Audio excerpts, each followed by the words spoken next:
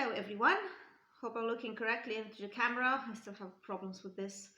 Anyway, welcome to my channel again. I am Irina. This is my history and language channel with topics on Norse culture, Germanic languages, and other stuff of the sort.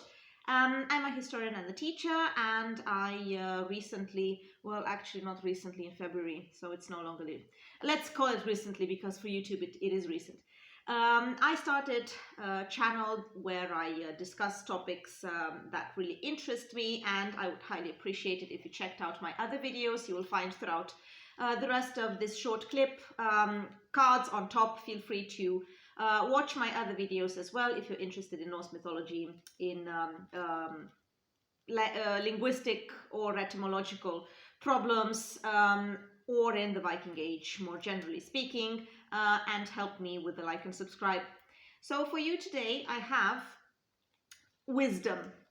Actually, not me. The Poetic Edda has some wisdom for you. I am going to basically present to you a couple of stanzas I really enjoy from one of the poems of the Poetic Edda, you know, that collection from the 1200s, but with much older texts, at least some of them dealing with mythological creatures, heroes, gods, happenings, the creation and end of the world, as well as many other stories, which give us a glimpse into the very rich and colorful imagination of Vikings and Germanic peoples. And one of these poems is Hovamol, the sayings of the High One. And these poems are assigned to chief god Odin, who speaks in the quality, in his role as a wise old man, giving us life advice, advice on how to lead an intelligent, moderate, and neat life. So nothing out of the ordinary if you're expecting to be offered advice in terms of I don't know, indulging in alcoholic beverages and roasted beef all day long. This is not the book for you. All right, so a few words about wisdom in Norse mythological poetry. Well, wisdom is a little different than what we would assume nowadays, in the sense that it is used in a broader sense, not particularly in this poem. In this poem, it's rather used in the sense we use it nowadays, but it's in other poems we find this more general meaning of not only leading in either an intellectual life or an intelligent life, but also it encompasses all kinds of abilities. Yeah, so for example, deep knowledge of sacred facts, of hidden facts, including the power to foresee the future, and the ability to know all kinds of facts about mythological heroes or mythical happenings, as well as an acute awareness of fate and what fate has in store for you, you know, because Odin himself, he is the possessor of such wisdom, in the sense that he knows what's going to happen. He knows about the impending doom, the Ragnarok. And because of this, he goes to great lengths to acquire wisdom and to increase his wisdom in the hope that maybe he will be able to alter fate. Yeah, so he even sacrifices an eye, for example, in the Well of Mimir, as well as himself, in order to gain knowledge of the runes, so sacred knowledge.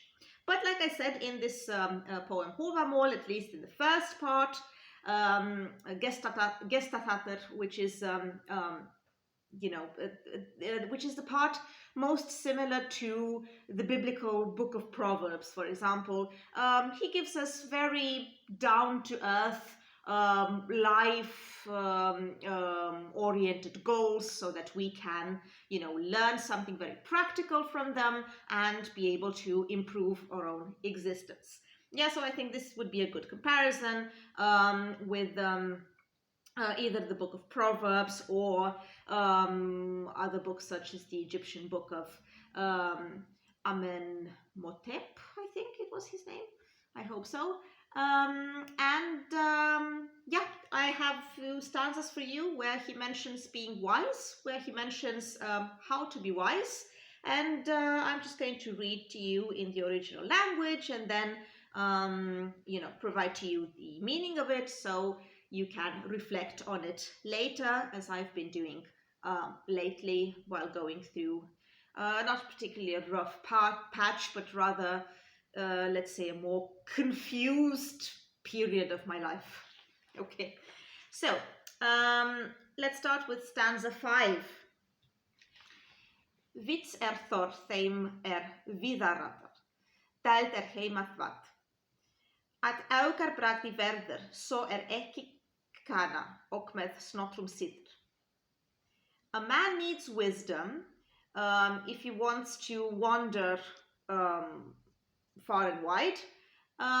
It is easier to be home, to stay at home. He will be mocked if he sits among the wise without anything to say. Stanza number 6, so the next one. At huggjandi sinni skuli maður hraunsir verra, huldir kettin at geði, þó horskur og þógul, kömur heimskarðar til.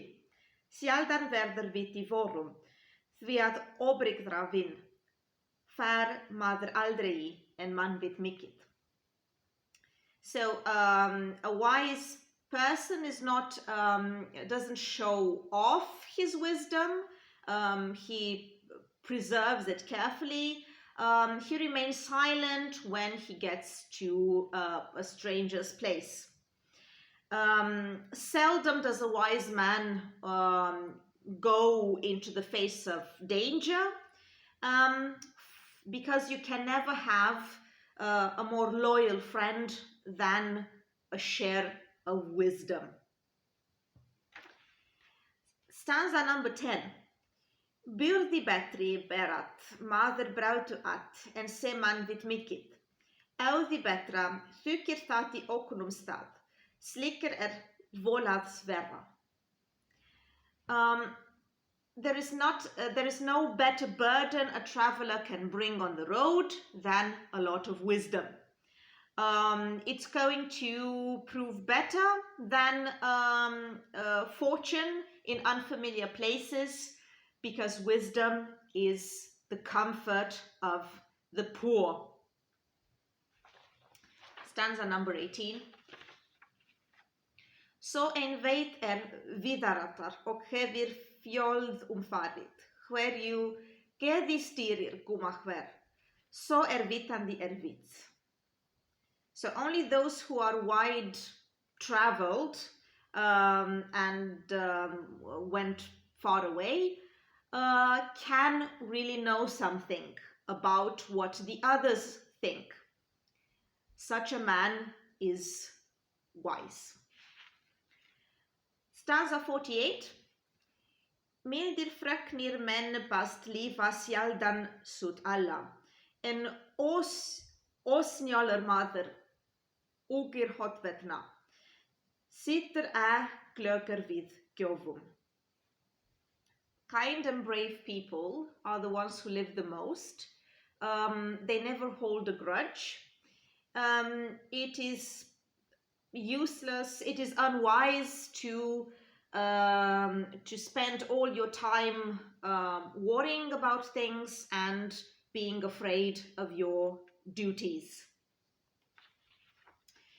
I should read this one more time before this video ends or after the video.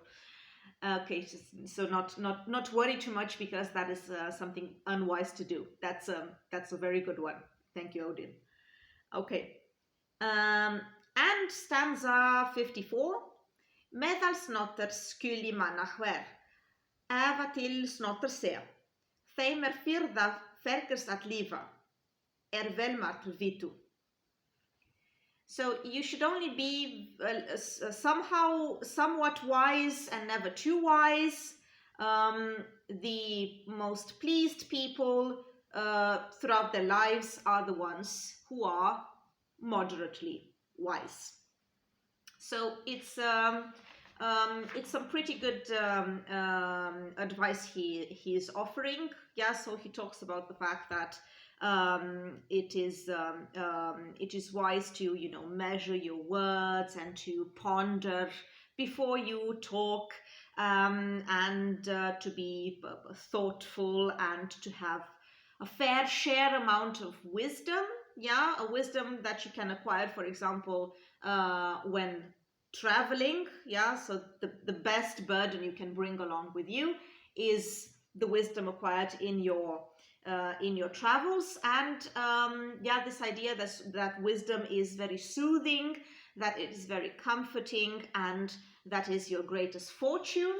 But on the other hand, and this is perhaps the most interesting thing from everything I've quoted, is the fact that it's wisest to be moderately wise. Yeah, because if you get too wise, you might become, you know, quite unhappy, because, like Odin, you may get a very deep understanding of the world, but at the same time, you're aware that you do not have the power to change too much, and that can really lower your spirits. All right, so some great ideas to reflect on after this, and I hope you read the whole Hovamol poem. It's quite easy to find online, and there are also some pretty good translations of it. Yeah, let's listen to Odin in this particular poem, not in other contexts, because sometimes he proves to be quite the selfish man, and quite the trickster. All right, thank you very much for watching. I would be grateful if you followed me and subscribed to my videos, and wish you all the best and wish you to be as wise as Odin. See ya.